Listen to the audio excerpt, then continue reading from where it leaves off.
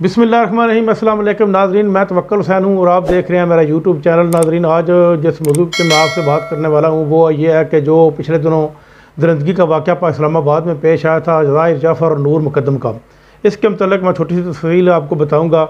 सबसे पहले ये एक वाक़या पेश आया था जिसमें उस्मान मिर्ज़ा ने एक जोड़े को अपने फ्लैट में पकड़ा था और उस पर एक वीडियो वायरल हुई थी।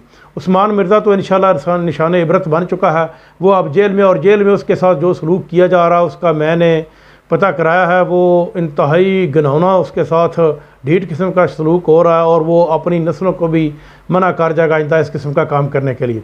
और अब मैं आता हूँ ज़ाहिर जाफ़र और नूर मुकद्दम के केस पे। अब ज़ाहिर जाफ़र जो है वो एक अमेरिकन नेशनलिटी होल्डर है और इसके वालिदैन बहुत बड़े बिजनेसमैन और ये ख़ुद भी बहुत बड़ा बिजनेसमैन है और इसके पास बहुत बड़ा पैसा है। और इसके अलावा जो नूर मुकद्दम है वो एक साबिक़ा सफ़ीर की बेटी है। इनके कुछ तल्लुकात थे आपस में पहले पुराने, लेकिन मैं उस तफसील में नहीं जाना चाहता क्योंकि हर एक का कि अपना एक मामला होता है।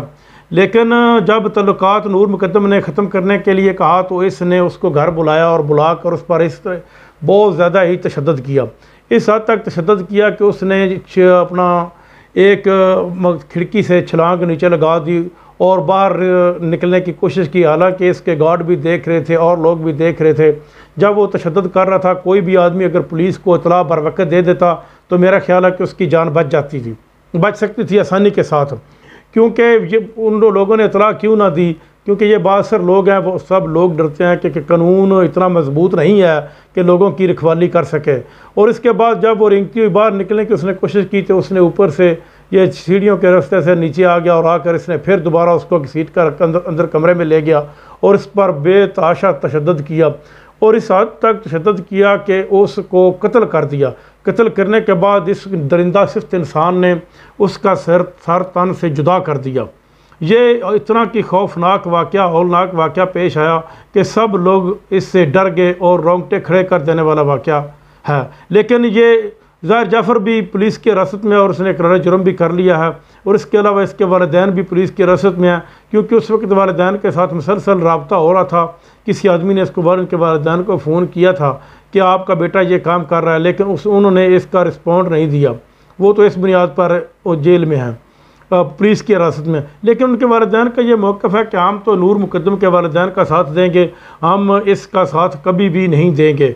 क्यों? और इसके अलावा एक मतलब है कि इसी की एक देख लें कि इसके अमेरिकन नेशनलिटी होल्डर होने के साथ होने की वजह से अमेरिकन सफारती अमले ने इसके साथ मुलाकात भी की है और जिससे कुछ लोगों के ज़हनों में ये ख्याल भी जाता है कि ये एक अमेरिकन नेशनलिटी होल्डर है, हो सकता है कि इसको कानूनी रिलीफ मिल जाए।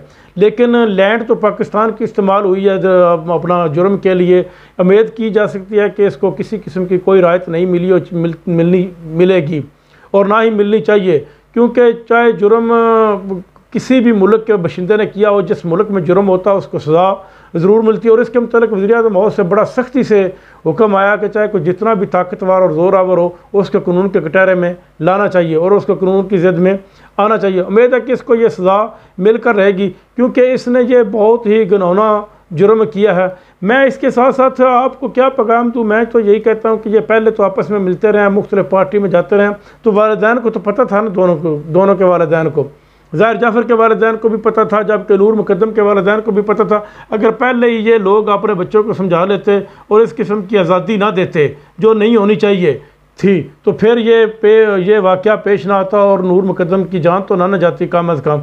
और इस किस्म के दरिंदा सिफ्त इंसान के साथ उसके तल्लुकात अगर ना होते तो वो अपनी जान से बच सकती थी। और इसके मतलब ये सुना है कि इसने पहले भी काफ़ी इस किस्म की वारदातें की हैं और ये पैसों के बलबूते पर बच जाता रहा है। लेकिन इस दफ़ा इंशाअल्लाह ये कानून की गिरफ्त में है और इस्लामाबाद पुलिस की हिरासत में है और इस पर दफ़ात 302 तो लगेगी और इसके अलावा और भी दफ़ात इस पर लगेंगी जिसमें ये कानूनी अपना सज़ा से किसी सूरत भी बच नहीं सकता। इंशाअल्लाह ये इसको सज़ा ज़रूर मिलेगी। अब तक के लिए इतना ही, मिलते हैं अगले प्रोग्राम में, तब तक के लिए इजाज़त, अल्लाह हाफ़िज़।